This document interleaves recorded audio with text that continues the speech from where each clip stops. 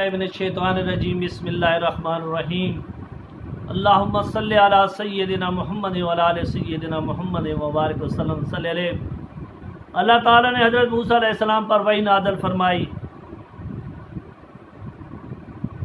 اے موسیٰ اگر تو چاہتا ہے میں کہ تمہاری زبان پر کلام سے، تمہارے دل میں خیال سے، تمہارے بدن میں روح سے، تمہاری آنکھوں میں نور سے اور تمہارے کانوں میں بصارت سے بھی زیادہ قریب ہو جاؤں،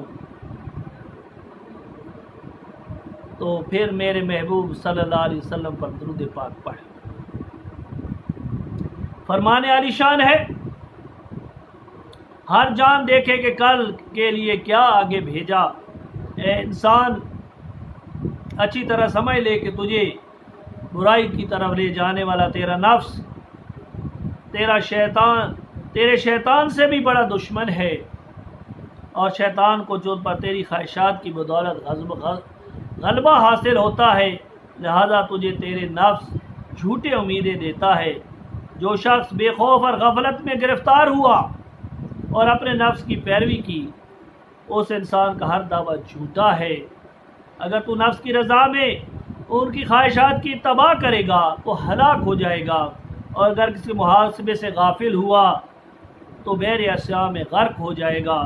اگر تو اس کی مخالف سے عاجز آ کر اس کی خواہشات کی پیروی کرے گا تو یہ تجھے نار جہنم کی طرف کھینچ کر لے جائے گا۔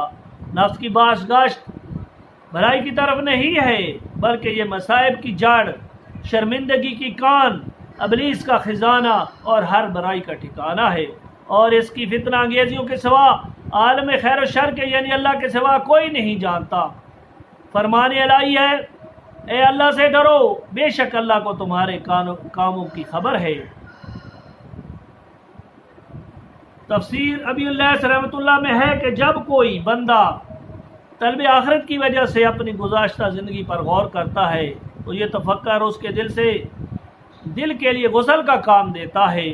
فرمان نبوی ہے کہ ایک گھڑی کا تفکر سال بھر کی عبادت سے بہتر ہے، لہذا ہر عقل مند کے لیے ضروری ہے کہ اپنے گزشتہ گناہوں کی مغفرت کو طلب کرے، جن چیزوں کا اقرار کرتا ہے اس میں تفکر کرے، اور قیامت کے دن کے لیے توشہ بنائے، امید کو کم کرے، توبہ میں جلدی کرے، اللہ تعالیٰ کا ذکر کرتا رہے، حرام چیزوں سے بچتا رہے، نفس کو صبر پر آمادہ کرے، خواہشات نفسانی کی اتباع نہ کرے، کیونکہ نفس ایک بت کی طرح ہے۔ جو نفس کی اتباع کرتا ہے وہ گویا بت کی عبادت کرتا ہے، اور جو اخلاص سے اللہ کی عبادت کرتا ہے وہ اپنے نفس پر جبر کرتا ہے۔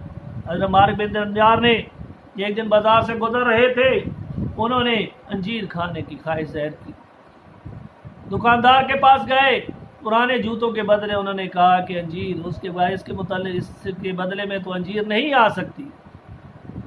آپ چل پڑے۔ بعد میں ایک دوسرے شخص نے کہا کہ تجھے پتہ ہے کہ یہ مالک بن دینار ہے، بہت بڑے عالم ہیں۔ وہ اس کے پیچھے دوڑا، اس نے اپنے نوکر کو بھیجا کہ اس کو انجیر لینے پر مجبور کر دے، اگر وہ انجیریں قبول کر لے گا تو میں تجھے آزاد کر دوں گا۔ وہ دوڑا ان کے پاس پہنچا کہ انجیر لے لیں، تو انہوں نے کہا اس کے بدلے میں آزاد ہو جاؤں گا۔ انہوں نے کہا تو آزاد ہو جائے گا لیکن میں ہلاک ہو جاؤں گا۔ تو ہم نے فرمایا میں نے قسم کھائی ہے کہ دین کے عوض میں انجیر نہیں کھاؤں گا، اور مرتے دم تک کبھی انجیر نہیں کھائی۔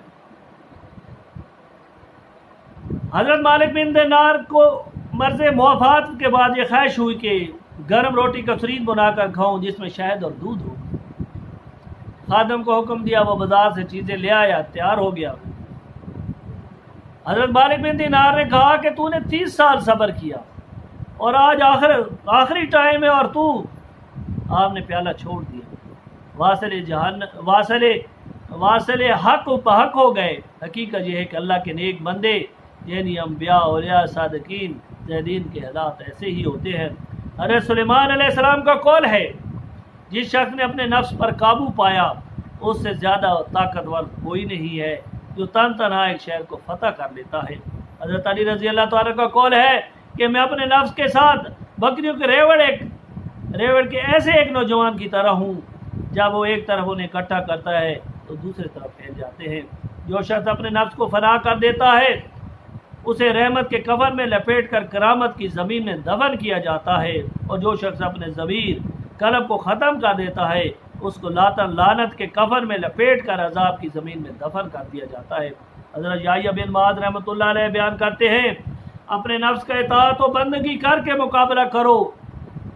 ریاضت، شب بیداری، قلیل گفتگو، لوگوں کی تکلیف برداشت کرنا کم کھانے کا نام ہے۔ کم سونے سے خیالات پاکیزہ ہوتے ہیں، کم بولنے سے انسان آفات سے محفوظ رہتا ہے، تکلیف برداشت کرنے سے درجات بلند ہوتے ہیں، اور کم کھانے سے شہوت نفسانی ختم ہو جاتی ہے۔ بہت کم کھانے کے سائے کھانا تناول کی سیاہی اور گرفتار ظلمت کرتا ہے۔ بھوک حکمت کا نور ہے، اور سیر ہونا اللہ تعالیٰ سے دور کر دیتا ہے۔ فرمان مصطفیٰ صلی اللہ علیہ وسلم ہے، اپنے قلوب کو بھوک سے منور کرو اور اپنے نفس کا بھوک پیاس سے مقابلہ کرو، اور ہمیشہ بھوک کی توسط سے جنت کا دروازہ کھٹکھٹاتے رہو۔ بھوکے رہنے والے کو مجاہد فی سبیل اللہ کے ثواب کے برابر ثواب ملتا ہے جو اللہ تعالیٰ کے نزدیک بھوکے پیاسے رہتے ہیں۔ بہتر کوئی عمل نہیں ہے، آسمان کے فرشتے اس انسان کے پاس بالکل نہیں جاتے جس نے اپنے پیٹ بھر کر عبادت کا مزہ کھو دیا ہو۔ حضرت ابوبکر صدیق رضی اللہ تعالیٰ عنہ فرماتے ہیں کہ جب سے میں ایمان لایا ہوں میں نے کبھی پیٹ بھر کر کھانا نہیں کھایا، میں اپنے رب کی عبادت کا مزہ حاصل کر سکوں۔ اپنے رب کے شوق کے دیدار کی وجہ سے کبھی سیر ہو کر پانی نہیں پیا، اس لیے کہ بہت کم کھانے سے عبادت میں کمی ہو جاتی ہے، بہت کھانے سے عبادت میں کمی ہو جاتی ہے۔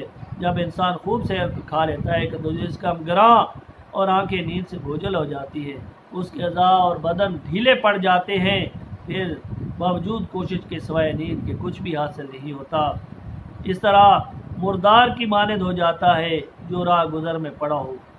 حضرت لقمان حکیم نے اپنے بیٹے سے کہا، کھانا اور سونا کم کر، جو شخص زیادہ کھاتا اور زیادہ سوتا ہے قیامت کے دن اعمال صالحہ سے خالی ہوگا۔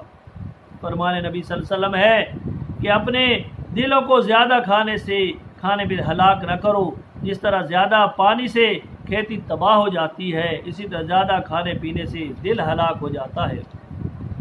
نیک لوگوں نے میدا کو ایسی ہانڈی سے تشبیہ دی ہے جو ابلتی رہتی ہے اور اس کے بخارات برابر پہنچتے رہتے ہیں، پھر انہی بخارات کی کثرت دل کو غلیظ اور کثیف بنا دیتی ہے، اور زیادہ کھانے سے علم و فکر میں کمی ہو جاتی ہے اور شکم پوری فطانت اور ذکاوت کو برباد کر دیتی ہے۔ حضرت یحییٰ بن زکریا نے شیطان کو دیکھا کہ تیرے پاس بہت سے دام ہیں، کسی کو شہوت کے ذریعے، کسی کو تو میرے لیے بھی کوئی ہے۔ انہوں نے کہا کہ نہیں، آپ کے لیے نہیں ہے۔ ایک دن آپ نے کھانا زیادہ کھا لیا تھا، آپ نے فرمایا کہ آئندہ میں کبھی نہیں کھاؤں گا۔ انہوں نے کہا کہ آئندہ میں بھی کسی کو نصیحت نہیں کروں گا۔ حضرت یحییٰ علیہ السلام نے ایک روٹی جو کی پیٹ بھر کھائی، عبادت الہی سے حاضر نہ ہوا۔ اللہ تعالیٰ نے وحی بھیجا، یحییٰ تو نے دنیا کو اور آخرت سے بہتر سمجھا ہے، میری خواہش ہے میرے جوار رحمت سے بہتر تو کوئی جوار پا لیا ہے جس عزت و جلال کے قسم اگر تو جنت اور فردوس کا نظارہ کر لے اور جہنم کو دیکھ دے تو آنسوؤں کے بدلے خون روئے اور اس مرکہ کی بجائے لوہے کا لباس پہنے۔